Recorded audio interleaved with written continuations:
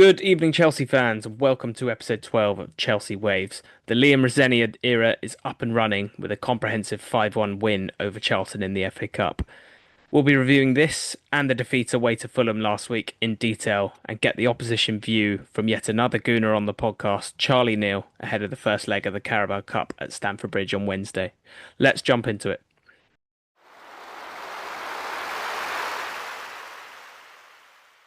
Fulham 2, Chelsea 1. Another red card for Cucurella condemns Chelsea to another away defeat under Callum McFarlane just before we enter the Liam Rosenior era. George, how did this one go for us? So frustrating. Any flicker of feel good around the club after Enzo's equaliser at the Etihad quashed. Thought we started well. Thought we finally saw the midfield three we've been crying out for.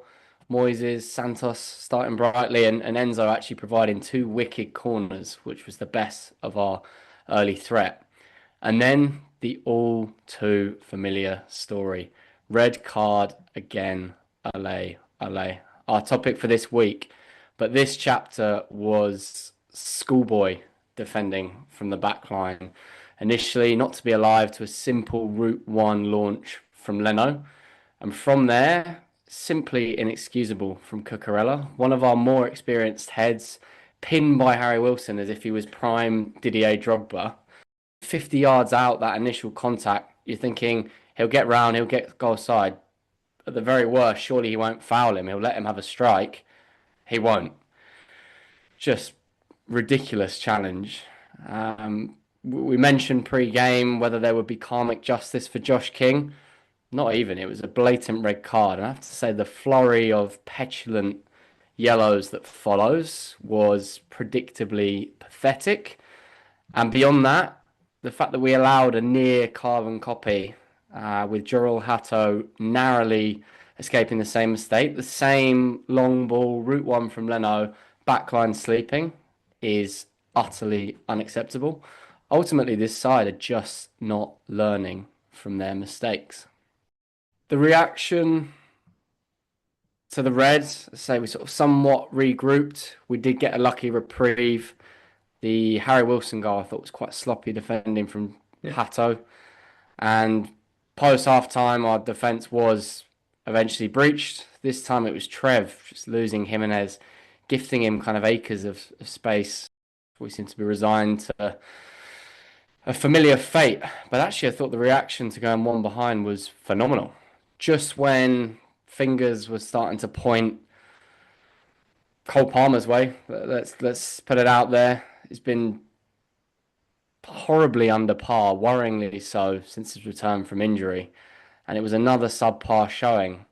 But we saw an electric, elite 10 to 15 minute spell from Cole. A beautiful dummy for Delap's 1-on-1, which he should have buried. From then, a stunning, dazzling dribble where he drew a near post save.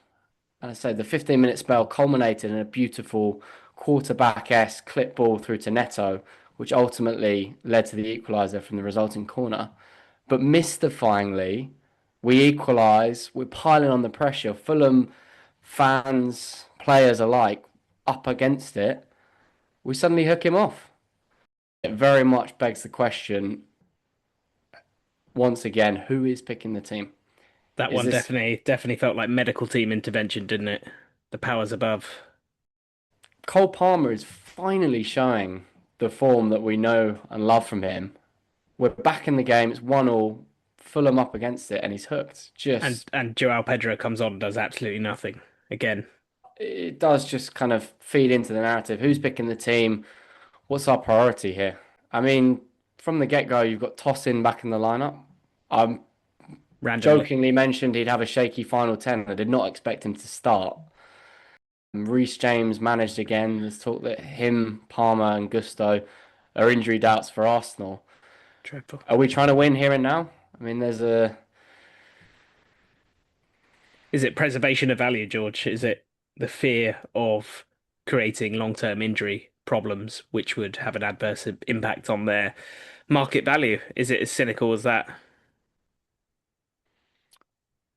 who knows? I mean, let's put this instance down to interim slash McFarlane tax. Potentially it was the board, Egbali even interfering with that lineup.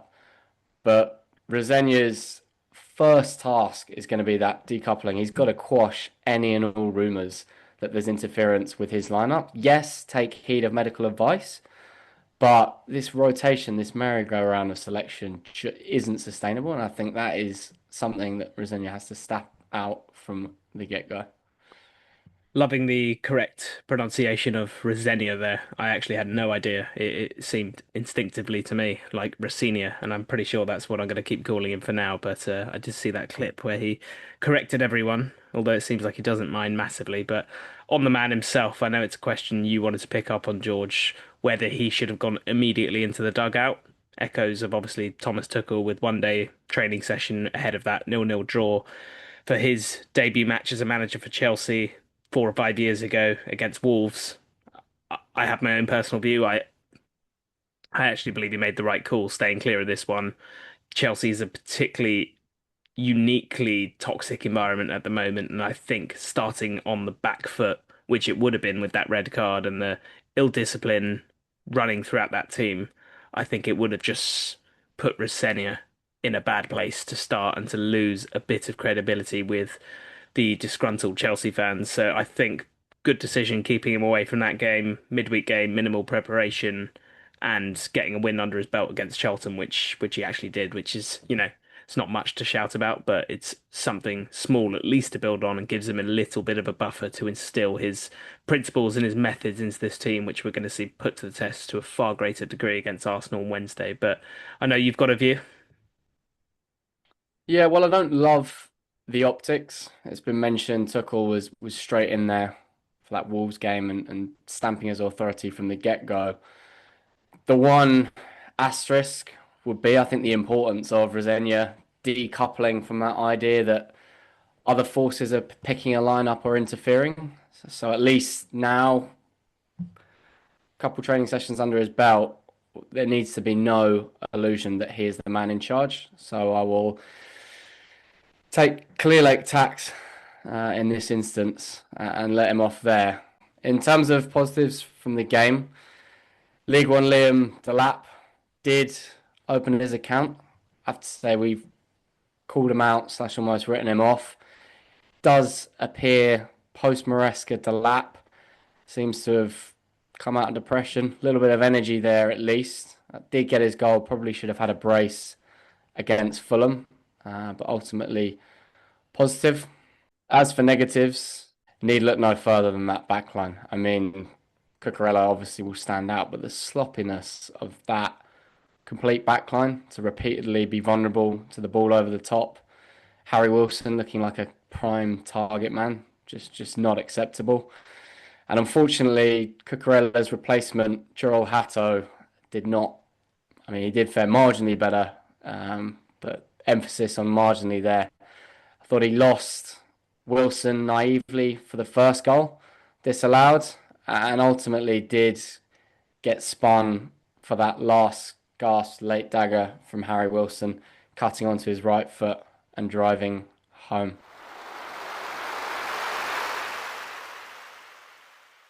Charlton 1, Chelsea 5. A nice opening confidence booster for Rosenia and the Blues following disappointment in the week. How did you see this one run? Exactly that. A tiny confidence booster for a squad lacking immensely in confidence at the moment. So, job done, albeit with far greater challenges waiting ahead for Chelsea. Felt like a bit of a familiar pattern for us actually in this game, a bit of a shaky start as we tend to see. We were obviously dominating in terms of possession, but really struggling with the sort of incision in the final third, a lot of passing backways and sideways and struggling to penetrate that low block that Charlton is understandably set up in. We were obviously getting hit on the turnovers again. Badiashile really culpable here, picking up a yellow card within about 6 minutes on Charlton's first turnover and attack at the Chelsea defence. Really frustrating from him, just not composing himself once again and putting us in a perilous situation, particularly relating to that ill discipline that we've covered greatly and the risk of going down to 10 men. Ultimately, picked up the goal before half time, which was really important, I think, within the context of the game, because it meant Charlton had to come out and basically break away from that deep structure that they had set up and change the shape and created obviously more opportunities for us to sting them as we did. And ultimately, the superior players made the difference in this game. Real luxury having the likes of Caicedo in particular, who picked up man of the match in this game, sitting alongside Santos, which I think was a really great intervention from Rosenia. We've long complained about the one-man midfield with Caicedo having to accommodate two cams in the form of Esteval, Palmer, plus Enzo. So we didn't see that in this game. There was much greater sort of solidity within the middle of the park there. Hato had a really strong game, and then the subs who came on, Pedro Neto picking up a goal, Esteval having probably five opportunities to score. It's almost like it was too easy for him actually, and he was challenging himself to make it as hard as possible, but he ended up getting the penalty for us, which I'm pretty shocked that Enzo Fernandez had the gall to pick up away from Esteban and take it himself, but he did, and he scored it. And to lap again, we're starting to see real green shoots of recovery, I feel here. There was a lot of great link-up play. He looks strong. He looks much more robust, I think, since Maresca's gone. I think Maresca certainly had clipped his wings in that first chunk of his Chelsea career for sure. Strong positives for the young players. Well, everyone's young, but the particularly young players in this squad I want to call out as well. Achiapong and Hato, who I felt were victims of Maresca's callous approach to youth players in our squad over the last year or so in particular. We saw, for some reason, Achiapong being extricated from the squad when he went off against Sunderland through no fault of his own, having conceded a goal there, and Hato following that Carabao game. He made a couple of mistakes there, and we didn't see him for weeks. And ultimately, his confidence has looked shot ever since then. But both of them are starting to recover now, and I think can play a really key role for us in the upcoming months ahead. So a positive evening, as expected. Anything less than a convincing win would have been a concern, but much more to come. Definitely an element of Charlton tax here, but confidence boosters, particularly for Hato, who I criticised against Fulham. Beautiful strike. Neto as well, who's had a couple of indifferent performances. Great to see him back on the score sheet. We've seen these past couple of games the introduction of the chant, "We don't care about Clearlake, they don't care about us." How potentially destructive do we see this? I mean, losing your away fan base is often the final chip to fall in a tenure, be it managerial, often ownership as well. Is there a way back here for Clearlake? I think there is precedent for that here, George. We've seen Arsenal fans previously hugely disgruntled at the Cronkies and their ownership, particularly towards those later years under Wenger, but also during Emery's reign as well. So it's not that long ago that they were protesting outside stadiums and demanding their exit. And ultimately, football fans are fickle and their sentiment is shaped by results and style of football that we see. So I think all it will take for Chelsea fans to rein in the protestation slightly will be a patch of good form. Liam Rosenior, gelling the squad together and instilling a bit of positivity and getting a run together because we've not been able to generate that consistency until now under Bluco's leadership, and they are desperate now. One positive I'll take from the turmoil is that fans, journalists alike are finally seeing Egbali at the helm, not Bowley.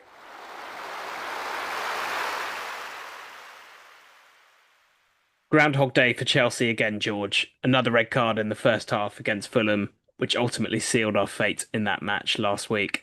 One more red card I was reading this week, and we'll have broken our record already for total red cards accumulated in a season. I think what we're seeing here is literally unprecedented levels of ill discipline, and I think we're all scratching our heads now and thinking, how do we fix this? Chelsea may be languishing 18 points off top, but they do, however, lead the disciplinary table. Jokes aside, that's now 8 red cards in all competitions, 5 in the Premier League. The next highest, for context, is Everton, whose late head loss at the Hill Dickinson has them on 3. So pre then it was more than double any other side. And you mentioned unprecedented. We're actually on track to match Sunderland and QPR's unwanted hauls of 9 Premier League red cards in a season. Both those sides were kind of battling lower half teams, aggressive sides. I'm not sure dirty would be an adjective that many, if any, would throw at Blue Coast Chelsea. Rather petulant and naive. At 24 and a half years of age, this side is the youngest Premier League squad about. I believe last year it was the youngest Premier League side in history. And they seem to constantly be in a state of permanent flux between the casual and the overly jacked up. So if we bracket those red cards, you're looking at Sanchez, Chalobah, Cucurella, all sloppy, lazy, lethargic mistakes, balls over the top in behind, early minutes against United, rash challenges that ultimately cost the side. And the flip side being overcompensation, overly jacked up. That Caicedo challenge against Arsenal, Delap coming on against Wolves, João Pedro off the bench against Benfica, where the players, either individuals or the side, are just far too jacked up, often responding to criticism. This Blue Cove regime, this constant talk of rebuilding, being in a transitional phase with long-term projects and success tomorrow, I think very much eats into accountability today. The future starts today, not tomorrow, and I do think these Clearlake kind of long-term contracts they believe to be a loophole generate a cozy culture. Most of these players have generational wealth already secured. Suspension, dropping out of the side for a few weeks, losing your place in a settled 11 isn't really an issue here. We don't have a settled 11. There seems to be enforced changes week in, week out. Drop out of favour, you're still going to earn a wage and you've got that wage for the foreseeable. But ultimately, it needs resolution. If we're going to salvage anything from this season, both league and cup competitions that remain, we're going to have to really tighten up. I think the Champions League particularly is notoriously harsh with regard to accumulated suspensions. Arsenal double-header up next, and we're already missing Moises Caicedo there. It's just not good enough, is it? It's almost a bit of a self-fulfilling prophecy at this point, isn't it? It's almost like all the discourse around petulance and yellow card accumulation and ultimately red cards, which we're leading on the league, is just completely in their head now, and it's having a reverse impact on them. It's not making it less likely they commit an offence, but actually more likely. I think they just don't know how to manage the weight of this label that we've now created for ourselves, and I don't know how we fix it, but we're not going anywhere until we do. You mentioned European football. They're definitely more harsh and stringent when it comes to accumulation of yellow cards, and the suspensions would come with that. But within the context of a singular match, we know they're also far stricter when it comes to dishing out a red card. So if we're going to push towards the latter stages of that tournament, we've got absolutely no hope if this trend continues apace. It's very interesting. You touch upon kind of the reputational damage here. Referees are human, so reputation definitely feeds into the psyche when delivering a match verdict on any given day. I think back, the likes of David Luiz, Granit Xhaka definitely have a lower threshold for cards, yellow and red. But one point you've mentioned that is absolutely inexcusable and can be eradicated in an instant, a wholesale change of culture, is that petulance. I think the 3 quick-fire yellow cards accumulated following a blatant red card for Cucurella at Craven Cottage was embarrassing. And ultimately, it has great impact on the game. We mentioned a few weeks back Caicedo's harsh yellow 3-4 minutes into the game against Bournemouth completely negated his impact, his capacity to be aggressive, a big part of his game. So it's definitely something we need to clamp down on. And in terms of overriding that reputational damage, it's just a case of maintaining standards over a sustained period to flip the tide, and every hope that referees and VAR decisions remain as they should, in theory, neutral going forward.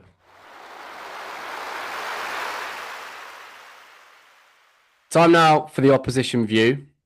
Arsenal at home, the first leg of the Carabao Cup semi-final, and the first real test for new man Liam Rosenior. Joining us, we've got friend of the pod, big Gooner, Charlie Neill. Welcome. Thanks, George. Pleasure to be on. Cheers for having you, mate. Let's get straight into it. So we labelled the last meeting between these two clubs back in late November as a title clash. It's safe to say that our spirits have dampened since then, but Arsenal still very much fighting the good fight, alive on four fronts. How are we feeling? I think we're obviously in a very good position in all four competitions. I think 6 points clear, top of the Champions League group, and still in both cups. You can't really ask for much more. So overall, the feeling is cautiously optimistic, but also terrified of how it could all go wrong. It was all quite fun a few years ago when we first challenged for the title.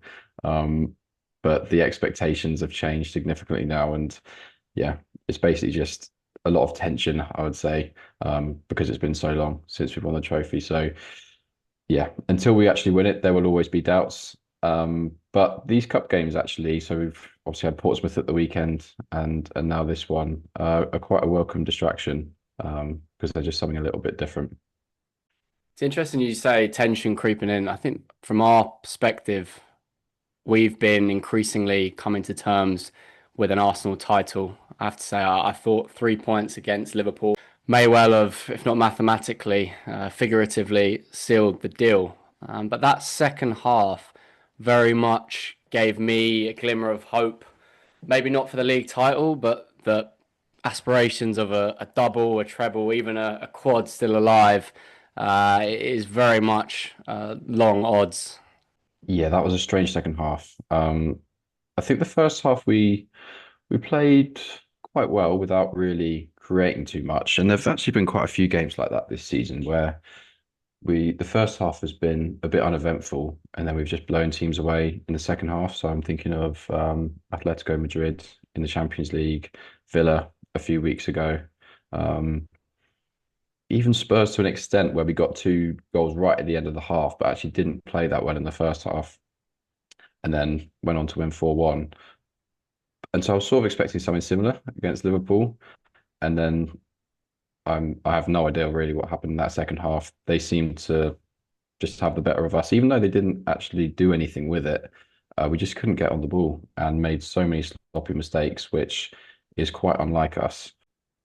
So more than anything, a glimmer of hope for the rest of the league. I guess looking for further hope, Victor Gyökeres, his performance is increasingly coming under the microscope.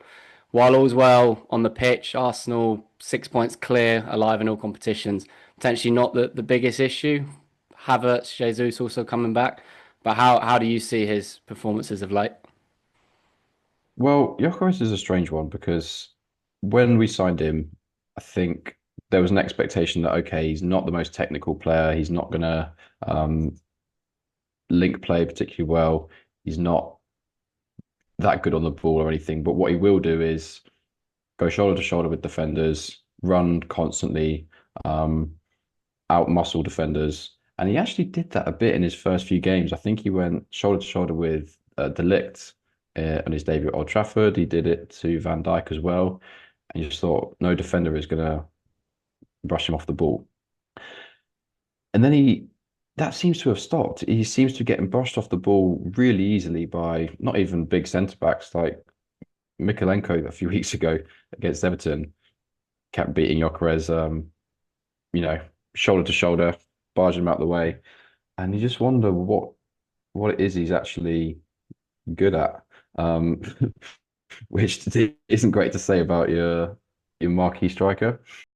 I mean, it's no secret that we've had our own woes with number nines of late.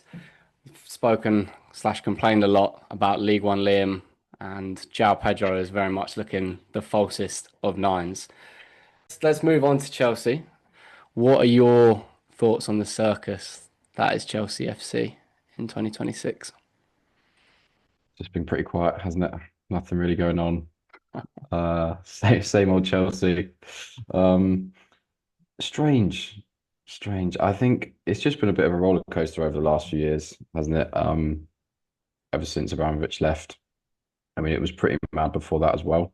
But the last few years since the new ownership has come in, have been very up and down. Obviously, as we talked about earlier in November, uh, title challenges. I don't, in fairness, think that many Chelsea fans were saying that, but the media seem to think that. And then now, just a month later, Maresca's gone, new manager, and it feels like we've been here before. I think, with some of the, the long contracts and the huge squad and everything, I was sort of thinking, what does Todd Boehly know?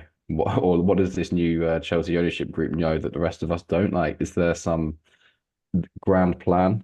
And what's coming that we don't know about? And the longer it goes on, you maybe think that actually they don't have one, and that they're just trying to replicate something in football that's worked in American sports that isn't transferable. I think I saw a clip. It might have been of Egg Barley. I'm sure you've seen this. I think he's talking at some sort of conference a few years ago. I think he uses Brighton as an example of how you can basically be a mid-table Premier League team and just buy and sell players and make a huge profit. And he thought, actually, maybe let's just take them at face value here, and maybe that is their ultimate aim, rather than to make Chelsea successful. I didn't particularly rate Maresca that highly. Now Liam Rosenior, or Rosenior as it seems to be, which was news after however long we call him Liam Rosenior. Um, it will be a bit of a gamble because he's not got much experience, but he seems like quite an interesting character. Just on Rosenior, I mean, I saw a clip of him earlier. He was asked about Arteta and the fact that Arteta's been there been at Arsenal for 6 years, and would he want to be there for that long? And he said yes, that he would love to be at Chelsea for 6+ years. And just got me wondering whether you would actually want that as fans, like whether Chelsea fans want stability like a club like Arsenal's had. I mean, we've only had three managers in my lifetime. Or are you so used to the chopping and changing that you quite like it, or how it is at Chelsea? Yeah, it's a very interesting question. I think the prerequisite is a minimal base kind of level of success. I mean, we've been so up and down, but I'd like to think, given the recent chaos, that fans would want the right fit at the helm and a sort of sustained period. I don't think we're expecting to go back to Abramovich times where we're kind of winning every other year, major silverware with chopping and changing. I think there is consensus. There's a lot more clubs now with big money. Projects to an extent are required. But equally, I think there's big gripe. It seems every manager and their dog is pointing to the Arteta example as evidence for needing more time at that helm. I think you need to show kind of minimum base level of performance, sustained results, and ingratiate yourself with the fan base. So in Yeah. Maresca's case, for some reason, it was sort of prickly individual, really didn't warm to the Chelsea fans, just didn't say the right things. So I'm hoping Mhm. as a bare minimum, Rosenior can get off to the right start on that front. We're not demanding Manchester City level domination. But with that outlay, we should not be languishing in eighth, ninth place. No, it's interesting you said about the Arteta example there, and clubs point to that as evidence that managers need more time. I think people forget that Arteta is the exception and not the rule, and that I think there's managers who've been given more time than they should have been because of the example of Arteta. Like, I'm thinking of Ten Hag, um, Amarim, lucky to last as long as he did, even Postecoglou. Correct me if I'm wrong here, but I very much feel that Chelsea were actually Mikel Arteta's lifeline back in those early days. Obviously, he started off his career with that FA Cup win over Lampard, a trophy in the cabinet. And then even beyond then, under Tuchel, I remember a couple of occasions where we fielded kind of second string lineups with priorities elsewhere. Arteta fielding the youth likes of Saka, Smith Rowe, and Nketiah dancing on us at the bridge. And from there, shaky spells near the relegation zone, you guys have gone from strength to strength. I think the absolute key has been that progression. It almost has been linear with Arsenal. He can point to the fact that year on year on year, you've been getting ever closer to the summit of the title. And I think to say that is the prerequisite for long-term success is building and showing clear signs of learning from mistakes and improving. Interesting you say about the Chelsea lifelines. I'd never really thought of it like that, but it's true. I think the FA Cup obviously gave him credit in the bank. And the one that stands out as well was Boxing Day during the COVID season, where we were on an awful run of form, the run of form that you often see the graphics of on social media, where our results are just red, red, red, red, red. And I think if we'd lost to you on Boxing Day, and then we had Brighton away afterwards, if we'd lost both of those games, we could have been 17th to start the new year. And I think there would have been most Arsenal fans at that point would have had enough. Talking of awful runs of form, I think Chelsea now have failed to beat Arsenal in the last 8 competitive attempts. The last win being that 2-0 win at the Emirates with Romelu Lukaku starting off his second stint at Chelsea. Yeah. Let's look to this upcoming game on Wednesday. How do we see this one playing out? What do we think will be the final score? I think it will be tight. I think we'll probably play quite a strong team. Bit of rotation, maybe. I think Kepa will probably play. Um, Maybe a few alterations from who would be our first choice 11, but I think we'll go quite strong because we've rotated heavily against Portsmouth and we've got Forest at the weekend. Not taking anything for granted, but it's maybe not the biggest game that you'll have in a season. So I think we'll go quite strong for this one. I think we'll probably keep it pretty tight. And I'll predict a narrow 1-0 Arsenal win, which will probably be out the window after 5 minutes when Cole Palmer scores a penalty. You've just given me another glimmer of hope.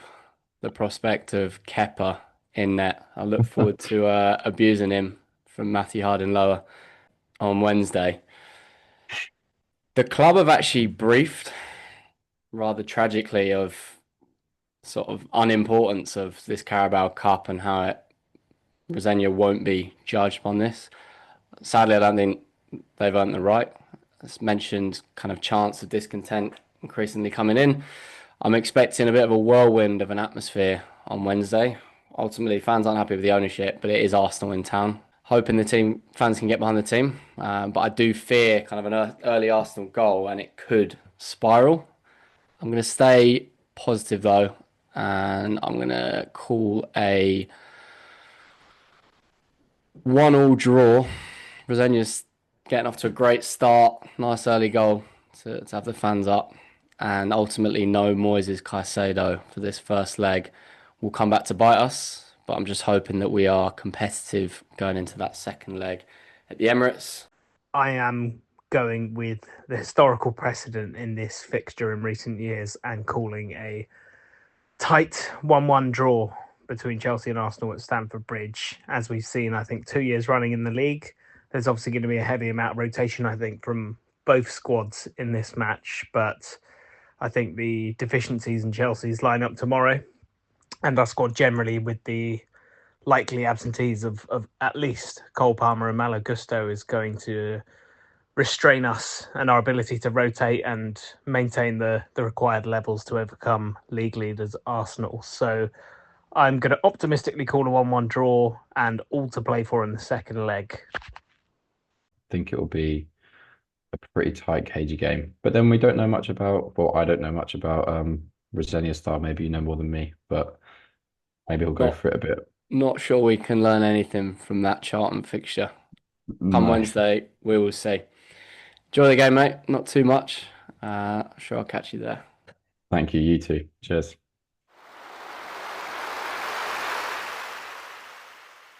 Thanks everyone for tuning in once again this week. More to come from Chelsea Waves as we'll keep the podcast coming every week for you. Don't forget to follow us on TikTok at cfc.waves for more content throughout the week. And see you all next week. Thanks very much.